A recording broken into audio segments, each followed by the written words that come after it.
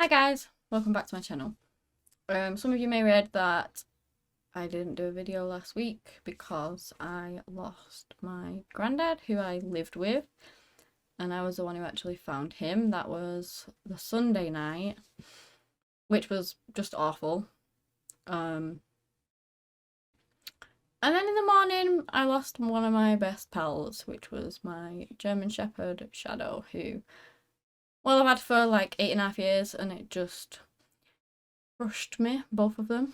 They've both been ill, sort of, over a period of time. Not to the point where I thought that I could lose them tomorrow, I guess, but, you know, that's life, I suppose. So, yeah, I just wanted to let you know all about that before I get into the case that I'm going to look into today. It's just going to be a short one for today because, well, yeah, all that happened, and I didn't even know if I was going to do this, to be honest. So yeah, it's the case of Connie Smith, and it happened quite a long time ago now, in the 50s. But this case really intrigued me, and maybe it'll intrigue you guys too. So, and also every case deserves to be shared, even though this one is like super old, and it's not like I haven't done old ones before. So let's just jump right in.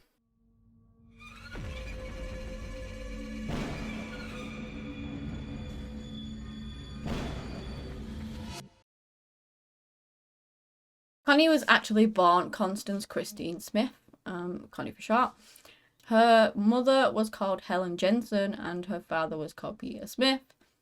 They did marry in 1937 and ended up having 2 kids together, one of which was Connie, the other was Nels. Sadly, things didn't work out with the couple and they would eventually get divorced. But from what I could read, Connie, from what I could gather, oh, I forgot to say when she was born, sorry. She was born on the 11th of July in 1942. Yeah, when the parents split up, one of them had custody of Connie, but they still lived on neighbouring farms, so they were very close together, and therefore Connie could go between the two very easily and would spend time with both. She was from quite a well-off family, so she was very well spoken. She loved riding horses, did dressage, things like that. And the family just did really well for themselves, and she would help out with the farming work and things, and just spend loads of time with either of them. But it was said that she was quite sheltered. She led quite a sheltered life with regards to the outside world, as in, like, didn't have that many friends and things like that. And I think from some children would be a little bit jealous of what she had over, sort of, in comparison to what they had. So she had a bit of trouble on that front. Connie actually lived in Wyoming, but her mother had actually taken her out of town to go and see other members of the family. She was coming up to her 10th birthday, and they went out of town to see these family members, basically, and she was going to go to a summer camp out there as well for, I believe it was a month. Now, when it was Connie's 10th birthday, her mother actually came up to the camp and spent the day with her. Connie was happy by all accounts. She was very full of good spirits. She actually even wanted to stay a bit longer at camp, but her mother explained that, I believe they had a week left or something like that. That after the week was up, she'd already made arrangements for Connie to come home, so she wasn't able to stay, which didn't really dishearten Connie by all accounts. It didn't devastate her because she couldn't stay. So she was like, okay, fair enough. It just showed at the time that, or at least it seemed to show, that she was having a really good time and she didn't want to leave yet. But her mother said that that wasn't possible, and, that was that. Now let's jump to the 16th of July in 1952. So Connie was still at the camp. Oh, it's called Camp Sloan, sorry, I don't think I mentioned that. She was still there. She'd actually been having a couple of issues. Let me just say as well, after her mother left, which was a couple of days prior to this, for a 10th birthday visit, one of the camp members or something along those lines, or the nurse, actually noted that She looked visibly upset, and it seemed like she was getting very homesick after her mother actually left, which is understandable because she, even though she was having such a good time, sometimes just seeing your mom and thinking, oh my god, I just want to go home now, you know, it's something that can happen. It was said that Connie had a mishap. She fell out of her tent or something. There was some incident with regards to that, and she ended up hurting her hip. And then she ended up getting into a fight with some girls at the camp and ended up with a bloody nose. The nurse had given her an ice pack overnight and whatnot to help make sure they didn't swell up too much, etc. So the next morning, this was the day before, obviously. The next morning, she tells the girls who she was sharing with that she doesn't want to go to breakfast because she's going to go and put the ice pack back where it belongs, return it to the nurse's station. So they're like, okay then. So off they go to breakfast, and then Connie just vanishes. Connie leaves and doesn't come back, and nobody ever sees her again after that. Well, there are some sightings, which we'll get into, but basically she just vanishes. How they actually found out that Connie was missing was that eventually, which I don't know why they didn't find this out sooner, and it's frustrating because they didn't. They found the ice pack, which was just sat in the middle of her bed, and obviously she said she was going to return that, and she hadn't. She also had some broken glasses, which was that a result of the fight, or who knows, but they were left behind too. Connie was said to be very, is it nearsighted? She couldn't see very much without her glasses. So it was, okay, they were broken, so maybe that's why she left them, but she wouldn't have been able to see very well without them. And it was also said that Connie, as a person, she was 10 years old. I don't know if I've said that, I don't think I have. 10 years old at this time. But she looked a lot older than that. She was 5 foot tall, which is the size of me, which to me is nuts because she's 10. I know I'm a very small person, but there you go. She was also very well developed for her age as well, because she'd started developing young. So therefore, people always assumed that she was older than she was. Nobody ever thought she was 10, basically. Now, like I said, there were sightings of Connie. She was seen walking down Indian Mountain Road by one of the caretakers of the camp, and he said that he didn't really think much of it because Connie looked older than she was.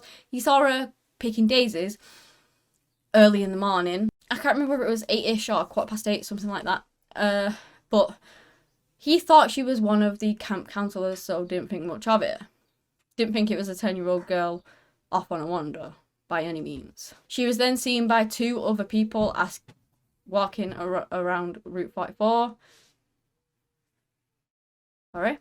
Asking about how to get to the nearest town, asking directions for it, which they told her. They gave her one. The last lady she spoke to told her that it was like up the hill and wherever it was, and she last saw Connie walking up that hill. Both women said that she was visibly upset. Now, people have wondered, the bloody nose, the broken glasses, the hip injury, was Connie being bullied?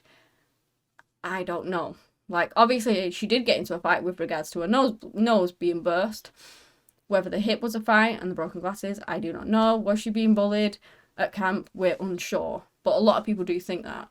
And obviously, with her being in such well standing with her family at home, like I said, kids did get jealous of her for that reason.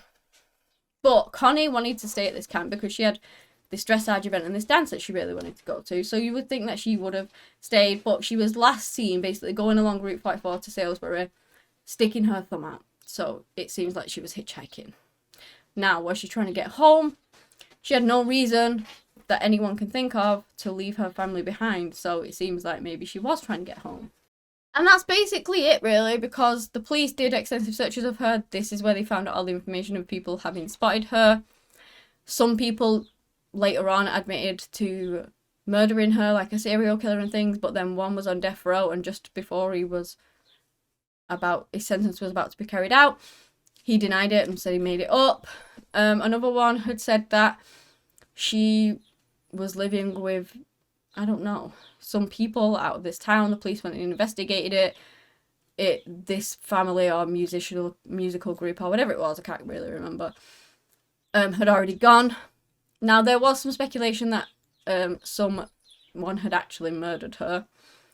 And then they did find some bones in the region. This is years later. This is about 6 years later. These bones were determined to be that of a 15, 16-year-old girl, which Connie would have been, happened that she had still been alive that entire time. They tried to match it with dental records, but not everything matched. But her brother later came forward and said that most of them matched, apart from one thing, and that one thing apparently can change with age. I'm not sure the details of it, but yeah, so was that Connie's remains? Who actually knows? Sadly, her mother passed away of a heart attack, and her father passed away after that, and they never actually found out what happened to Connie. They died believing that she was still alive. So obviously the theories are basically that, you know, she was hitchhiking and somebody not notorious, evil took her, especially, you know, maybe they thought she was older than 10 like everybody else did, or I mean, people don't need a reason anymore to take kids. It's really sad. Did she just leave home, had had enough and just wanted to run away? But I think that's a theory that nobody really believes. But it's just been such a long time. And she literally went to summer camp and never came back. And that was it. She was gone. Her mum was picking her up, or whoever had arranged to pick her up like that week. And she was just gone. Did she hitchhike all the way back? And it's so sad that all these people saw her and never helped her. But this was the 50s. People were a lot more trusting, didn't think too much of it. And again, she looked older than she was. So did they think, you know, she'll be fine. She's a 15 teenager, whatever. She will be okay. Who knows? It's just really, really heartbreaking because the parents passed away without ever knowing what happened. I think her brother is, or at least he was, still trying to continue to find her. Or not sure if he believes the remains that were found were that of Connie. So I don't know. But yeah, a lot of people think that she was being bullied in that camp, which is why she left early, potentially hitchhiked, and then got abducted and was sadly murdered. It's just frustrating that we may never find out because it's been such a long time now. But yeah, that is the end of this case. If you guys have enjoyed this video, give me a thumbs up. But that's all I have today on the case of Connie Smith. Thank you so much for watching, and until next time, bye.